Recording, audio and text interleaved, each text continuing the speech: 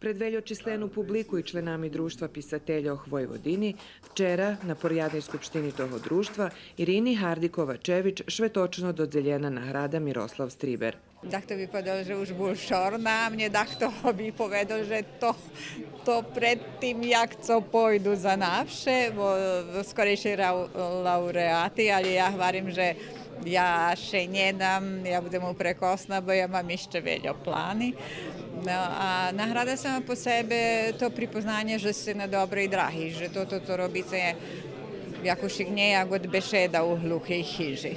To knjižka o našem mentalitetu, o našem identitetu i kad bi nakratko sel povez da komu kto žada upozna z Rusnacoh, da bi mu to evo prečite knjižku Irini Hardikova-Čević, ona tam doznaš veljo o tej ruskej duši. Budemo še družiti najzaslužnejšim ruskim pisateljom, kotri členi aktivni Društva pisateljov, každi štvrti rok dođujeme tuto nagradu. Nagradu za knjižku roka dostal poeta Nedeljko Terzić za naslov Gladi gledaj. Za preklad roka nagradzena Zdenka Valent Belić, za preklad romana na slovatskim jaziku Zbuloše 1. septembra ljebo 1. drugi dzenj Pavela Rankova.